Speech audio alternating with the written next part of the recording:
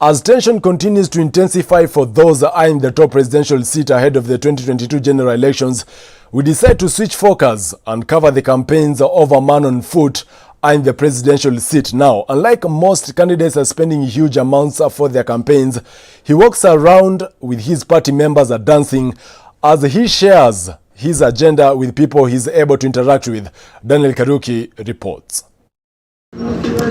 In a period of 9 months or so to the 2022 general elections, it comes as no surprise of seeing politicians, especially presidential aspirants, walking with fleets of Porsche cars, massive crowds and even choppers flying over their heads, trying to mass the crowds to come to their side. However, there is this story of this man who lacks all these, no massive crowds, no fleet of Porsche cars, but him and his strategy of dance and style in dungarees and a yellow shirt, trying to get the crowds as he tries to get that State House top seat.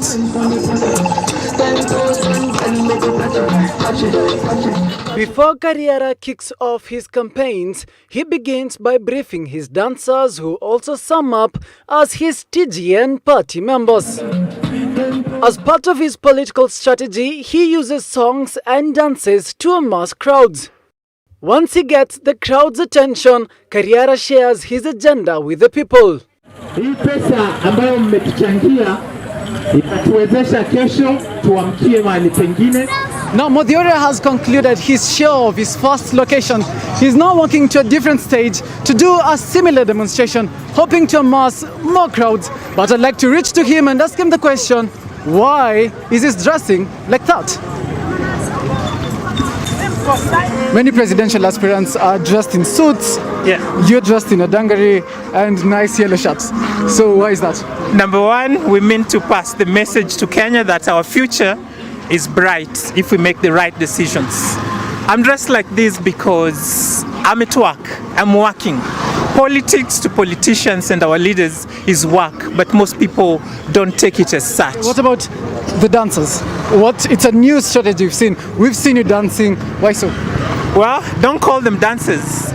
These are party members of the Great Nationhood Party of Kenya. Campaigns like others have done before, we can use what we have, and that is talent, that is passion, that is youth.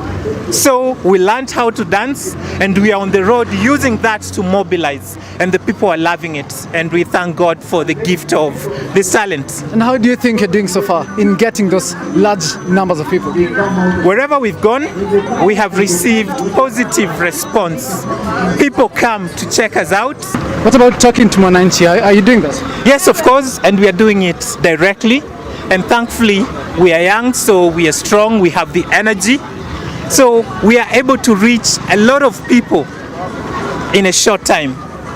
Yes, we have slightly above 250 days to the next general election, but we have what it takes, and we know we will reach everyone that needs to be reached by the time August 9th arrives. Okay, great. Modhiore Karriara is, however, not making his first major political appearance. Back in 2017, he vied as a presidential running mate and was even the only candidate to make an appearance during the running mate presidential debate. We basically are targeting to go anywhere that Kenyans are.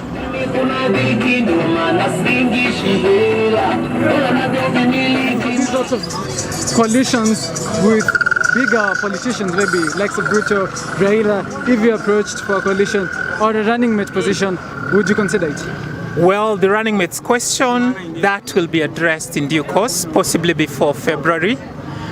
We've been in talks with other politicians. In fact, we were amongst the initiators of the Muungano coalition, but unfortunately that did not go on well. Some people ran away with it. You're promising to change the lives of these people. What's your economic plan, model or agenda that you hope will change the nation? Well, it's not rocket science. In our constitution, under Article 43, we have entrenched a system which, if the constitution is implemented to the latter, Kenyans will not worry about service delivery. Tuko na hope, na si hope pekee juu tunatumia action, tuko na faith.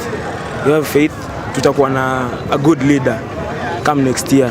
That's what we pray for as Kenya. That's what we pray for as a nation. It's cool when you know your leader, since there have been more issues about our leadership. So our hopes are Muthiora Karriara will bring change. They ask, unatuachaje?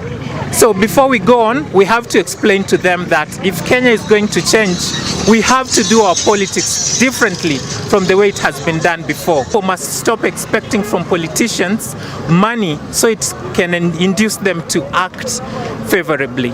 So those are the threats that I have to neutralize before I engage with the people.